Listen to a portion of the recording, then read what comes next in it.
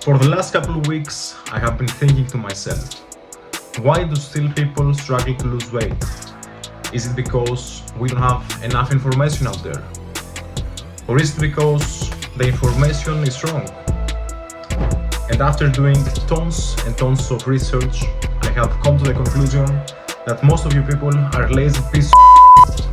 However, for the few individuals out there that truly don't know the best way to lose weight, I have decided to share with you a couple weight loss habits.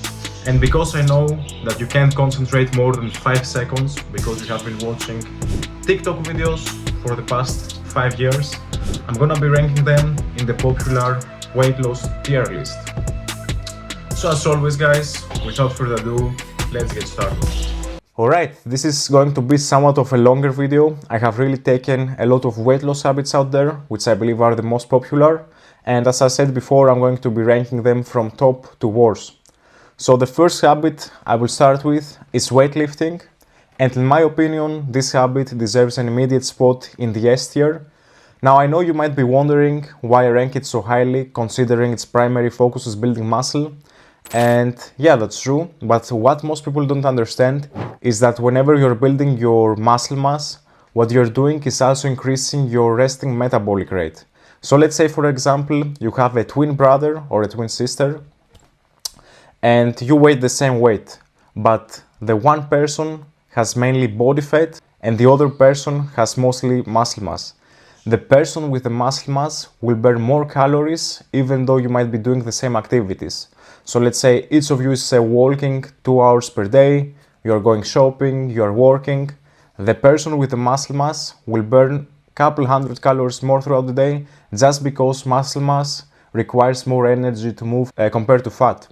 Now I know in this one day it might not make much of a difference, but if you add this day to weeks, to months and years, it will accumulate and you will burn thousands and thousands of calories just because you increase your muscle mass. And that's why it's so important to build muscle. The next habit is drinking liquid calories. And unfortunately, I'm gonna have to place this habit on the lowest category within this tier list.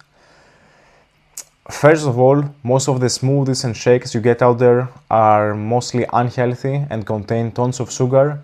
But let's say, even if you make those smoothies and shakes at home and they're actually healthy, you are still in a big disadvantage. Because first of all, you are missing the act of chewing food, and doing that alone will actually send signals cutting off hunger. But also, liquid food takes less time to digest. And whenever you digest food, you are burning actual calories, and it also gives you a more feeling of fullness in your stomach. So even though you might be drinking your calories and think you're being healthy, you're actually doing yourself a disservice. So I would recommend putting away all of the liquid calories you're consuming and instead consuming them in a solid food form. Next we have fasting, which has gained lots of popularity throughout the last couple of years as more and more influencers have been promoting it. Actually, one influencer that pops to mind right now is called Kinobody. He has been very consistent with it. But although fasting can be effective for weight loss, no doubt about it, I'm still gonna have to place it in the C category because I think for most people it won't be sustainable and it's also not necessary if you want to lose weight. What matters is not how many meals you will eat per day, but how much you eat. So you could be eating 1, 3 or 5 meals a day and still see results if you eat the right amount of calories. Also, another big disadvantage with only eating 1 meal a day is that you are not optimizing your body for protein synthesis, which is basically the process in which your body builds muscle. And as I said before, if you really want to optimize and have the best plan for losing weight, then you also want to have enough muscle mass, because the more muscle mass you have, the more calories you're burning throughout the day. So what I would suggest instead is for you to have a meal every 3 to 4 hours, and if you calculate it, it should be around 5 meals per day. The next habit we will take a look at will be cardio. And cardio is obviously perfect. You can burn a lot of calories within a short period of time, which will help you to create a caloric deficit, which is what will make you lose weight at the end of the day. But as they say, you can't really outrun a bad diet. So instead of viewing it as the magic solution, as many people do, I would view it more as a bonus next to your diet. And because of that, I will place it in the A category. Moving on to the next habit in our list will be stress management. And I can already hear you ask once again why I put it on the list. Because stress management does not directly affect your weight, but what tends to happen whenever we feel a bit stressed or we experience a negative emotion in general is we tend to go to things that will give us an instant pleasure. And what's the most common thing nowadays is junk food. So while it's good to try to eliminate the stress, to not go in these things to get relief, I believe what's most important is trying to change our habits. So instead of us trying to get rid of stress by doing something that will be bad for our health and for our goals, we can instead try to replace it with something more beneficial. So how about when we feel stress, we go for a walk or we meditate? These are things that we can do, but it will take time. So while it's good to try and control your stress, it's kind of impossible in today's world. So I'm gonna put it on the B category. I think it's somewhat good if you can do it, but if you can do it, it's just more beneficial for you to create more empowering habits instead of trying to eliminate stress altogether, which could cause stress by itself. Water. I would place water in the A category. Obviously, water is necessary for our body to function, but it's also been proven that if you drink tons of water, especially before having a meal, you kinda expand your stomach, which will shut off hunger signals like chewing food.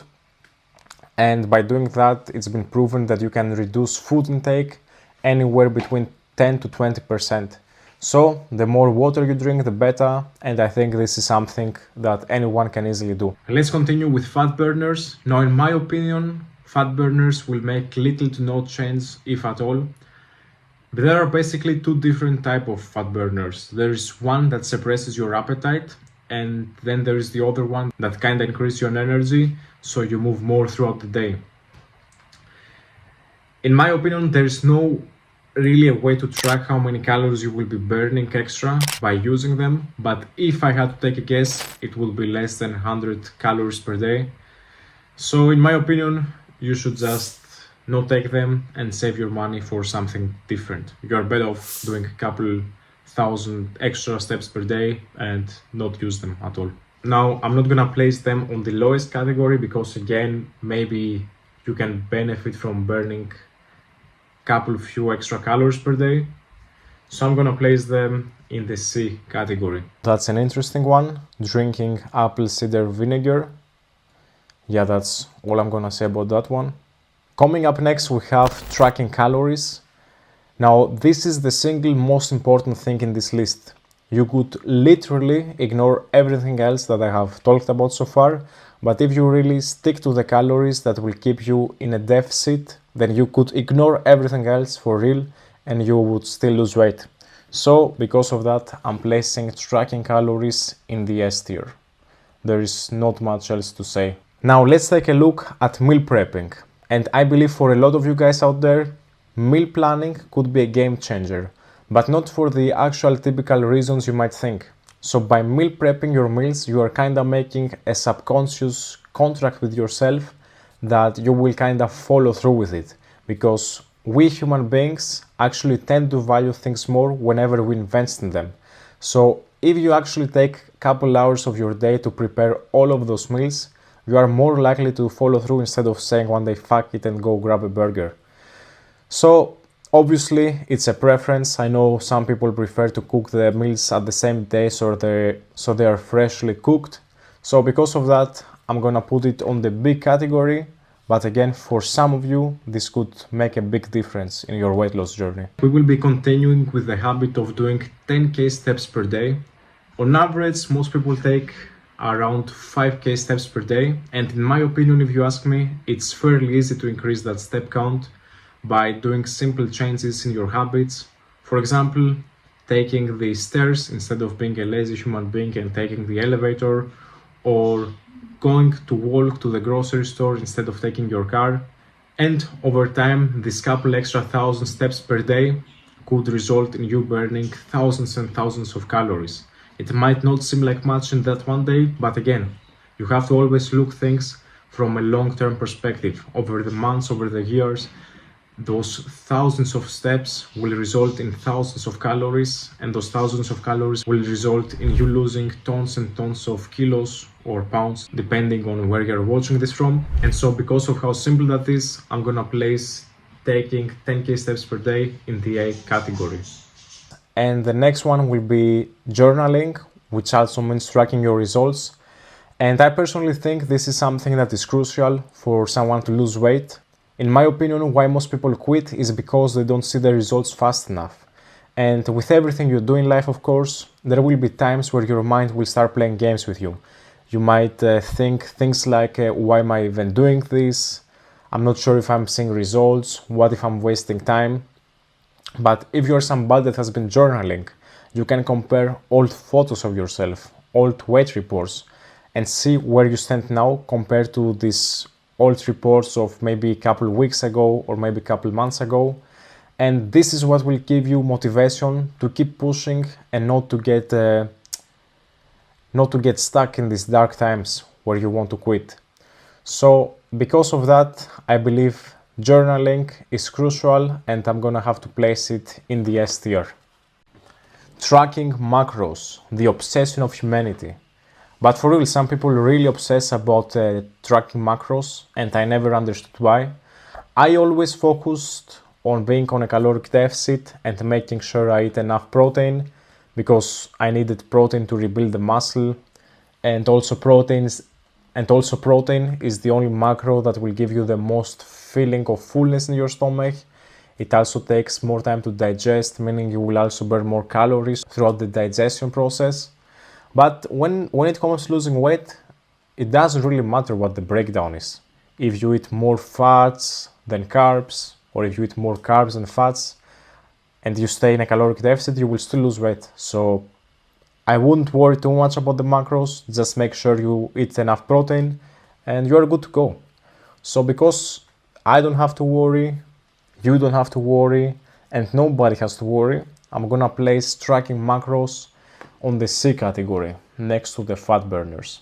And instead we will move on to something else. And that next thing will be cold showers, which I will also have to place low in the category. I will place it actually next to the macros. Now, a lot of people were talking about cold showers, and some of them are still talking that it can help you burn fat and all those stuff by activating brown fat. But what they don't understand is that whenever you take cold showers, it only gets activated for this period of time while you take the cold showers. And the amount of calories you're burning are so low. Apart from that, who can take cold showers for more than 5 minutes? I mean, let's say you can take a shower for 10 minutes, still you will burn below 100 calories. So you are wasting willpower, you are wasting your time thinking you are doing something effective. I mean, if you do it for other reasons like discipline and stuff, okay, but for weight loss, forget it. Instead, you could go walking those 10 minutes and you would have burned more calories. So yeah, when it comes to weight loss, just don't do it. Don't do it. Don't do it. And the last thing on the list is sleep, which is really underrated. Not only is sleep necessary for rebuilding the muscle that we have damaged from the gym along with our high protein diet, but sleep is also crucial for keeping your hormones in balance, because lack of sleep can increase ghrelin, it can increase cortisol, which could also increase your hunger levels. Also, the more you sleep, the less time you have to eat. So just by having a good routine of sleeping, you can have so many wins right there. And because of that, I'm placing sleep in the S tier. With that being said, guys, these were all the habits. As you can see, weight loss is simple but not easy. You need to have a lot of discipline, but I believe if you follow all the habits that I show you in the S and A tier, you can have massive success. So as always, if you enjoyed this video, make sure to leave a thumbs up, subscribe for more videos like that, and I will see you in the next video.